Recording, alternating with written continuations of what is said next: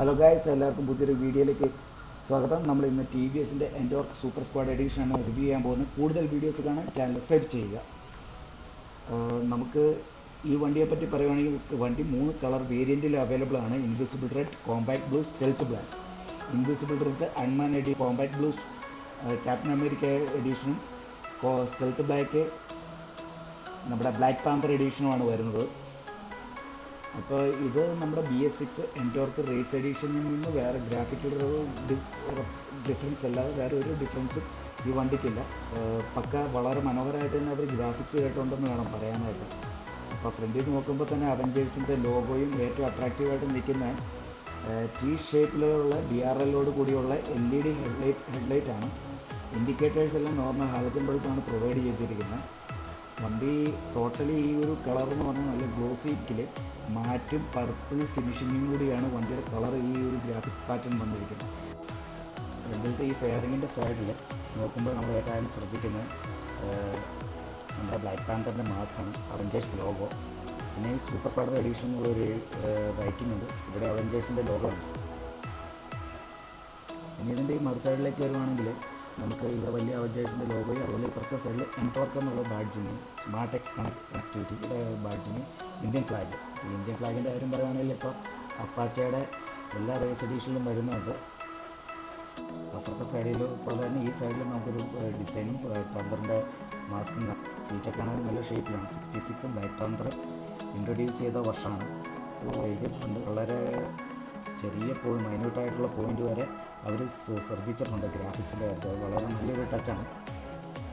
External fuel ലിഡാണ് വണ്ടി provide ചെയ്തിരിക്കുന്നത്. ബൈക്കിൽ ലുക്ക് ഏകദേശം ഇതാണ്. നമ്മുടെ ബൈക്കിൻ്റെ ടൈപ്പിലുള്ള ഒരു ഇൻഡിക്കേറ്റേഴ്സാണ് വണ്ടിക്ക് വന്നിരിക്കുന്നത്. ടെയിൽ ലാമ്പ് തന്നെയാണെങ്കിലും എൻടോർക്കിൻ്റെ ടീമുള്ള ഷേപ്പിലുള്ള DRL ഉണ്ട്. അപ്പം നല്ലൊരു ടച്ചാണെന്ന് വേണമെങ്കിൽ പറയാം. ഡിസൈൻ്റെ കാര്യം വളരെയേറെ ശ്രദ്ധിച്ചിട്ടുള്ളതാണ്. എൻടോർക്ക് എന്നുള്ള ബാഡ്ജിങ് നമ്മുടെ സീറ്റേ കാണാൻ സാധിക്കുന്നതാണ്. അത് ഓവറോൾ വണ്ടിയിൽ ഫുൾ കാർബൺ ഫൈബർ ടച്ച് കൊടുക്കും. നമുക്ക് സ്വിച്ചുകൾ നോക്കാം. സ്വിച്ചിൻ്റെ എവിടെയാണെങ്കിലും ഒരു കാർബൺ ഫൈബർ ടച്ച് കൊടുത്തിട്ടുണ്ട്. Bright, dim, light pass switch available ആണ്. ഇനിയിപ്പോൾ ഇൻഡിക്കേറ്ററിലേക്ക് വരുവാണെങ്കിൽ ഒരു നൈസ് ടച്ചാണ്. നമ്മളിപ്പോൾ ഒരു ഇൻഡിക്കേറ്റർ ഇട്ടതിന് ശേഷം നമുക്ക് വേണ്ട ഒരു ലെഫ്റ്റ് സൈഡിലേക്ക് ഇട്ടു, സെൻറ്ററിലൊന്ന് പ്രസ് ചെയ്ത് വെച്ചാൽ മതി. ഇൻഡിക്കേറ്റർ ഓഫ് ആവും. റൈറ്റിലേക്ക് ഇട്ടു, സെറ്റ് ചെയ്ത് വെച്ചാൽ മതി. ഹോൺ അത്യാവശ്യമുള്ളൊരു ഹോൺ തന്നെയാണ്. ഇൻഡിക്കേറ്ററിൻ്റെ കാര്യത്തിൽ പിശുക്ക് വെച്ചിട്ടില്ല. ഒരു സൈഡിൽ തന്നെ കൊടുത്താൽ 2 സൈഡിലായിട്ട് തന്നെ കൊടുത്തിരിക്കുന്നത് വളരെ നല്ലൊരു കാര്യമായിട്ട് തന്നെയാണ്. ഇവിടെയും സൂപ്പർ സ്ക്വാഡ് അവഞ്ചേഴ്സിൻ്റെ ഒരു ലോഗോയോടുകൂടി ഇവിടെ ഒരു ബാഡ്ജിങ് ആണ്. റൈറ്റ് സൈഡിൽ എൻജിൻ കിൽ സ്വിച്ചുകൾ അവൈലബിൾ ആണ്. 4 ഇൻഡിക്കേറ്റേഴ്സ് അവൈലബിൾ ആണ് വണ്ടിക്ക്.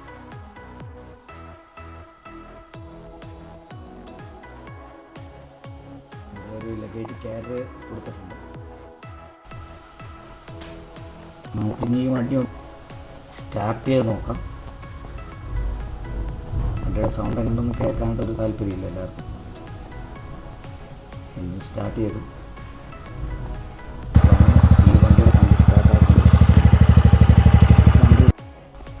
അത്യാവശ്യം നല്ല ഗ്രൗണ്ടോട് കൂടിയുള്ള ഒരു വോയിസാണ് ഈ വണ്ടിക്ക്.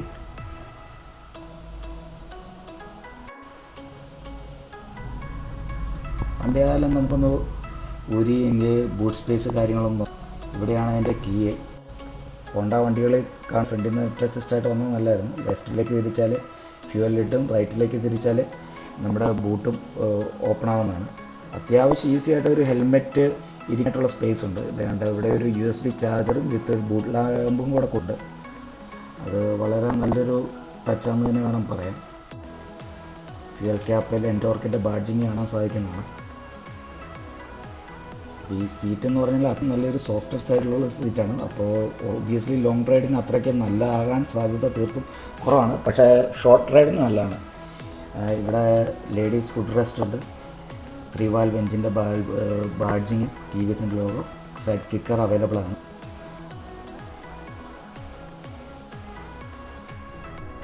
$124.8 cc പവർ എഞ്ചിനാണ് ഇത് വന്നത്. ഇതിൻ്റെ അകത്ത് മാക്സിമം 9.8 PS പവറാണ് പ്രൊഡ്യൂസ് ചെയ്യുന്നത് ഈ വണ്ടി എന്ന് പറയാൻ ആണെങ്കിൽ 10.5 Nm ടോർക്ക് പ്രൊഡ്യൂസ് ചെയ്യുന്നുണ്ട്. ഫ്രണ്ട് ബൈക്ക് ഡയമണ്ട് കട്ട് അലോയ്സാണ് വരുന്നത്.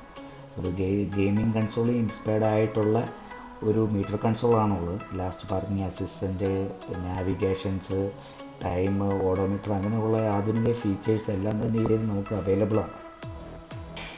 220 ഡിസ്ക് ബ്രേക്ക് ഫ്രണ്ടിലും, ബാക്കിലൊരു ഡ്രം ബ്രേക്കാണ്. ടെലിസ്കോപ്പിക് സസ്പെൻഷനാണ് കൊടുത്തിരിക്കുന്നത്. അതുകൊണ്ട് യാത്രാസുഖത്തിൻ്റെ കാര്യത്തിൽ ഒരു ഡൗട്ട് വേണ്ട കാര്യമില്ല. ഈ വണ്ടിയുടെ അടുത്തതെന്ന് പറഞ്ഞാൽ നമ്മുടെ ഒരു അയൺമാൻ എഡിഷനാണ്. ബാക്കിയുള്ള ഇതുപോലെ തന്നെ ഗ്രാഫിക്സിനോട്, മാർവലിൻ്റെ ഗ്രാഫിക്സിനോട് മാന്യമായ നീതി പുലർത്തിയിട്ടുള്ള ഗ്രാഫിക്സ് ആണെന്ന് വേണം പറയാനായിട്ട്. കൂടത്തിൽ എനിക്ക് ഈ മൂന്നിൽ ഏറ്റവും ഇഷ്ടപ്പെടാത്തൊരു വണ്ടി എന്ന് പറയാം റെഡിൽ ഒരു golden, glossy black, matte black എല്ലാം കൂടെ മിക്സ്ഡ് ആയിട്ടുള്ളൊരു പാറ്റേണാണ്. Telangana, use badging, Ntorq badging, smart techs connectivity അങ്ങനെയുള്ള എല്ലാ കോമൺ ആയിട്ട് ബാക്കിയുള്ള വണ്ടി കണ്ടുപോലെ തന്നെ സൂപ്പർ സ്കാഡ് എഡിഷൻ, പിന്നെ ഒരു അയൺമാൻ്റെ ലോഗോ ഇവിടെ പറയുകയാണെങ്കിൽ 63 വെയിറ്റിംഗ് അയൺമാൻ ഇൻട്രൊഡ്യൂസ് ചെയ്ത വർഷം,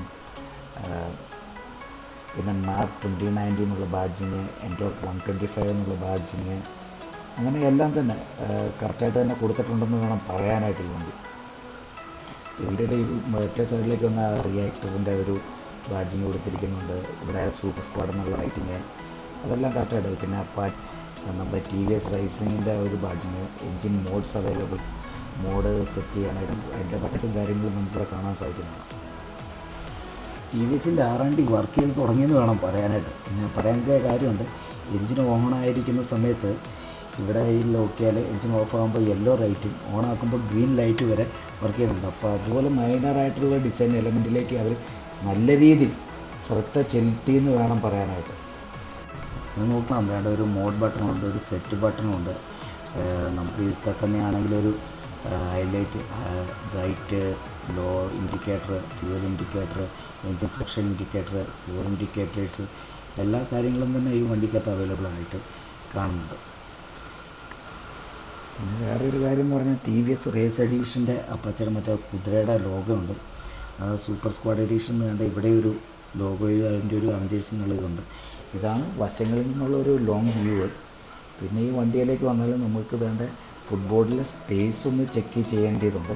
അപ്പോൾ ഫുട്ബോർഡിലെ ഒരു സ്പേസിനെ പറ്റി പറയുകയാണെങ്കിൽ അത്യാവശ്യം ഒരു ഗ്യാസ് സിലിണ്ടർ ആയിട്ടുള്ള ഇടയില്ലെങ്കിൽ പോലും നമ്മുടെ മുട്ട് തട്ടാതെ അത്യാവശ്യം ഒരു ലെഗ് റൂം വണ്ടി പ്രൊവൈഡ് ചെയ്യുന്നുണ്ടെന്ന് തന്നെ വേണം പറയാൻ. ഈ സൈഡിലാണെങ്കിലും താഴെയാണെങ്കിലും കാർബൺ ഫൈബർ ടച്ചും ഒരു TVS റൈസിംഗ് എന്നുള്ള ഒരു ബാഡ്ജിങ്ങും കൊടുത്തിട്ടുണ്ട്. വളരെ നല്ലൊരു ടച്ച് തന്നെയാണ്. നേരത്തെ പറഞ്ഞ പോലെ തന്നെ ഇതിൻ്റെ ഡിസ്ക് ബ്രേക്ക് വരുന്നത് ഇതാണ്. 220 ഡിസ്ക് ബ്രേക്കാണ് വരുന്നത്. 180/12 ടയർ അലോയ് ട്യൂബ്ലെസ് ടയറുകൾ തന്നെയാണ് ഫ്രണ്ടിലും ബാക്കിലും വരുന്നത്.